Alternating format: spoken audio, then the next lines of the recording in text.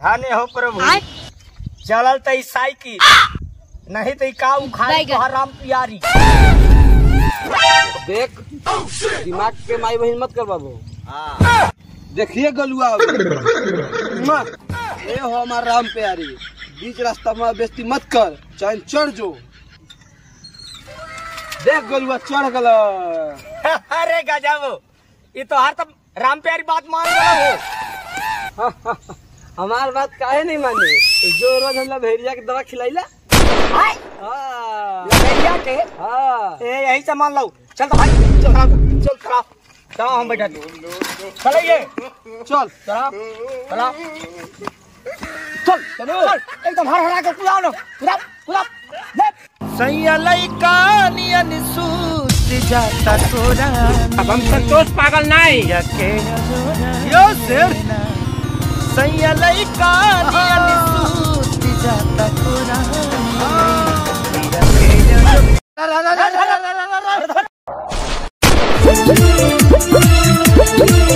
गलुआ कहो दुनौदी के मरीज इतना बड़ा तो कि दिखाई नहीं के दे। उल्टा चोर कोतवाल के डांटे शकल लेके इतना घुमा। एक से तो हमार साइकिल के तरबूजा ने चिथड़ा उड़ा के धर दो सन मरलू। हमार गोलुआ के जाके केकर धके झोल बैगन गोलुआ केने गेले गलुआ। तेरी बहन ब्याह करबा का? अभी तक तो झूलते बानी उतर जाए तैबे करब। गोलुआ बाप रे बाप, तू तो झूलुआ झूलत बड़े। झूलवा झूलत ही कि हम सजा में उतार लो।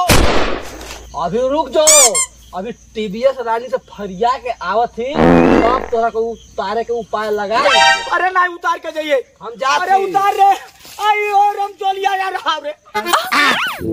ए टीबीएस रानी मार दे चल दुनिया पे। बाबा आदम के जमाना की खटारा पे हाथी के बिठा के ढो ताड़ा। ऐसे बोला जैसे रहरिया इंटर कॉलेज में पढ़ ले बा। एकदम राइट पहचान ला, हम दिल्ली की जनेऊ में पढ़े ले, काले गाँव आयल बानी, खुशहाल टोला बुझला। इतना काफी बा कि और बायोडाटा दी। ना ना ना ना इतना काफी बा। बस अब के दाम बता दो। हम संतोष पागल नहीं। पर छुरा चला के चल गई।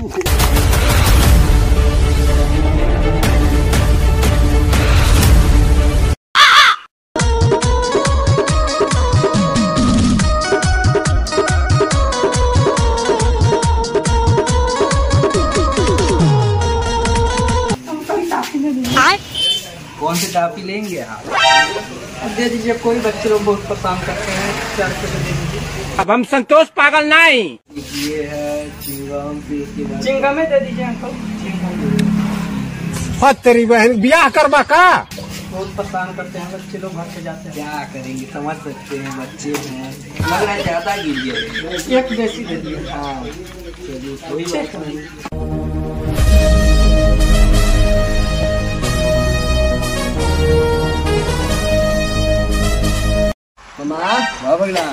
बड़ा मलदार पार्टी बुझाती है। सोच हलाल करे बदे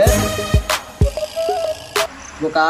हाँ दिव्य दृष्टि का बतावता। तेरी बहन ब्याह करबा का? हाँ पक्का हलाल हो। चला तो हम करो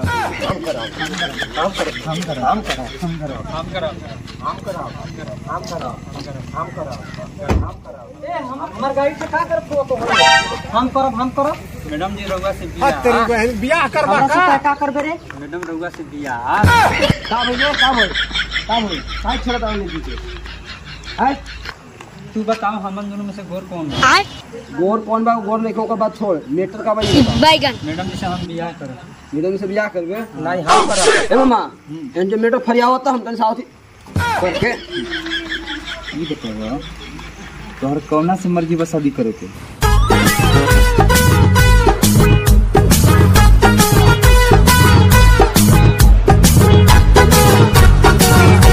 चलो चलो लोग भागो, जाइए मैडम आप जाइए। अब हम संतोष पागल नहीं।